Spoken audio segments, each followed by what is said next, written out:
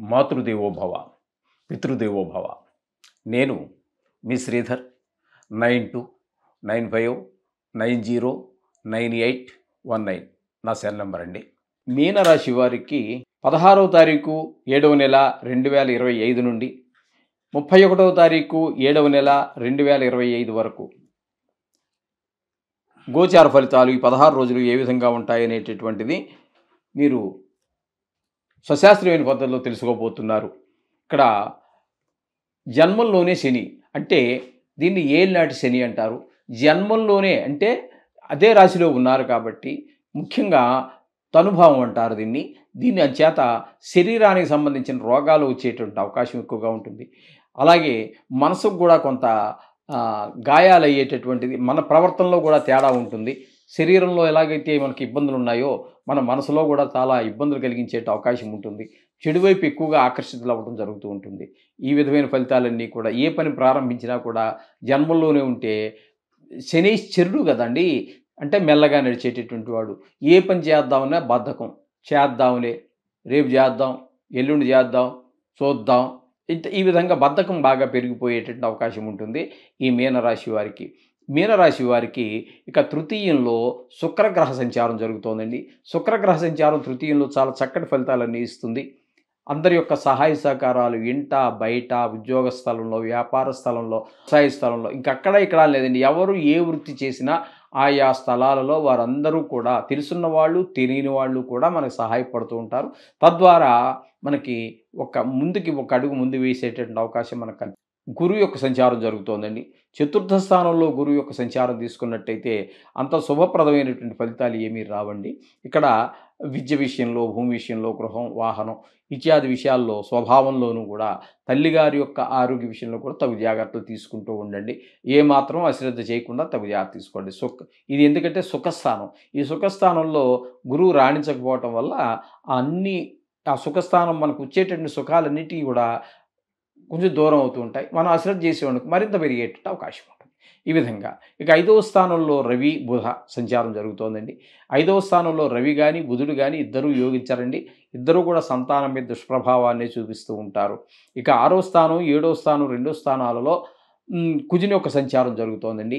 6వ స్థానంలో మీకు ఒక 11 రోజుల పాటు జరుగుతుంది. ఈ 6వ స్థానంలో 11 రోజులు కుజుడు సంచారము చాలా చక్కటి ఫలితాలు ఉంటాయి. ఇక మిగతా 5 రోజులు మాత్రం కొంచెం 7వ స్థానంలో జరుగుతున్నాయి. అది భార్యాభర్తల మధ్యన, భాగస్వామ్యంలో వ్యాపారం చేసేటటువంటి వారి మధ్యన దుష్ప్రభావం చూపిస్తూ ఉంటుంది. అలాగే 6వ స్థానంలో కుజుడితో పాటు 11 రోజులు కుజుడు ప్రయాణిస్తూ ఉంటే కేతువు కూడా అక్కడే మీకు సంచారం చేస్తూ ఉన్నారు. కాబట్టి వీళ్ళిద్దరూ కూడా పోటీగా మీకు సహాయ సహకారాలు అందిస్తారు. మీకు ఆరోగ్యం బాగుంటుంది. డబ్బులకి ఏ విధమైన ఇబ్బంది లేదు. అప్పు ఇవ్వాలన్నా ఇవ్వగలుగుతారు, తీసేయగలాలన్నా తీసుకెయగలుగుతారు. అప్పు తీసుకోవాలనుకుంటే కూడా ఈజీగా పుడుతుంది మీకు. ఈ విధమైన ఫలితాలన్నీ ఈ కుజుని వల్ల కలుగుతూ ఉంటాయి. ఇకపోతే వ్యయస్థానంలో రాహు వల్ల ధన వ్యయం పెరుగుతుంది, ధన నష్టం జరుగుతుంది, ధన వ్యయము జరుగుతుంది. అలాగే శత్రుభయం జరుగుతుంది, మనోవిచారం కలుగుతుంది, కొంతమందికి కళత్ర నష్టం కూడా జరుగుతుంది. అంటే ఎంతకంటే వివరించక్కర్లేదు అనుకుంటాను. కళత్రం అంటే భార్య, నష్టం అంటే కొంతమందికి భార్య చనిపోవచ్చు. ఎందుకంటే ఇది ఏ ఒక్క వ్యక్తికి సంబంధించినది కాదు. ఇంచుమించుగా మనం చెప్పుకున్నాం కదండి, 70 కోట్ల మందికి సంబంధించింది ప్రపంచవ్యాప్తంగా తీసుకుంటే. ఎవరికో మరి అందులో కొంతమంది మహానుభావులు ఉంటారు, కొంతమంది దుష్టులు ఉంటారు, కొంతమంది ఆరోగ్యవంతులు ఉంటారు, కొంతమంది అనారోగ్యవంతులు ఉంటూ ఉంటారు. అటువంటి వాళ్ళలో కొంతమందికి కళత్ర నష్టం కూడా జరిగే అవకాశం స్పష్టంగా గోచరిస్తుంది. అయితే ఈ రాహు వ్యయంలో ఉన్నాడు కాబట్టి విదేశాలకు వెళ్ళాలి అనుకునేటటువంటి వారికి మాత్రం కొంత అనుకూలమైనటువంటి ఫలితాన్ని రాహు కల్పించే అవకాశం ఉందండి. మిగతా విషయాల్లో అంత అనుకూలత లేదు, ప్రతికూలత ఎక్కువగా ఉంటుంది. ఈ విధమైన ఫలితాలు మనం మీనరాశి వారికి చెప్పుకోవాలి. ఏది ఏమైనప్పటికీ ఈ నవగ్రహ శ్లోకాలు లేదా బీజాక్షరాలు కానీ ఏదో ఒకటి మీరు కంటిన్యూగా చేస్తూ ఉండండి. అది ప్రతిరోజు ఒక భాగం అంతే. అది మన పూజలో స్నానం చేసిన వెంటనే ప్రతి వాళ్ళు గుడి దగ్గరికే కదండి వెళ్తాం. దేవుడి రూమ్లోకే వెళ్ళేది. అక్కడే 2 నిమిషాలు నవగ్రహాలకు కూడా కేటాయించండి. మీరు అక్కడ గంట కూర్చోండి, 2 గంటలు కూర్చోండి. 2-5 నిమిషాల లోపు మనం ఈ నవగ్రహాలకి గనక కేటాయించినట్టయితే ఏ దేవుడు చేసినా తప్పు లేదండి. కొంతమంది అది చెప్తున్నారు, కొంతమంది ఏది చేసినా తప్పు లేదు. అన్ని దేవుళ్ళు ఒకటే. ఏకో విష్ణు మహద్భూతం పృథగ్భూతాని అనేక సహ దేవుడు అనేవాడు ఒక్కడే.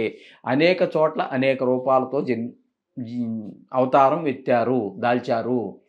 అంచేత సర్వదేవ నమస్కారః కేశవం ప్రతిగచ్చతి. ఏ దేవుడికి నమస్కారం చేసినా సరే ఆ కేశవుడికే చెల్లుతుంది సర్వదేవ నమస్కారం. సర్వదేవతల్లో ఎవరికి చేసినా సరే, అందరికీ చేసినా సరే చెందేది ఒక్కరికే. కేశవం ప్రతిగచ్చతి, కేశవుడికే వెళ్తుంది. చేత ఆ దేవుడు ఈ దేవుడని చెప్పటం కూడా అది కరెక్ట్ కాదు. అంటే అది లోపలికి వెళ్ళాలి. అది వెళ్ళాలి అన్నట్టయితే శాస్త్రంలోకి చాలా లోతుగా వెళ్ళాలి. అది అర్థం చేసుకోవడానికి మీరు కూడా లోతుగా వెళ్ళగలగాలి. వాళ్ళు చెప్పేవాళ్ళు అర్థం చేసుకుని లోతుగా చెప్పేసినా, అర్థం చేసుకునేవాళ్ళు చేసుకోకపోతే మళ్ళీ కొన్ని ఆ అనుమానంగానే ఉండిపోతూ ఉంటుంది. చెప్పేవాడు పండితుడైనా, వినేవాడు కూడా కాస్త కూస్త అర్థం చేసుకోగలిగే సామర్థ్యం కలిగి ఉండాలి. అప్పుడు మాత్రమే మనం శాస్త్రాల దగ్గరికి లోపలికి వెళ్ళాలంటే ఆ విధమైనటువంటి పరిజ్ఞానం ఇద్దరికీ ఉంటేనే వెళ్తుంది. శోభం భూయాత్.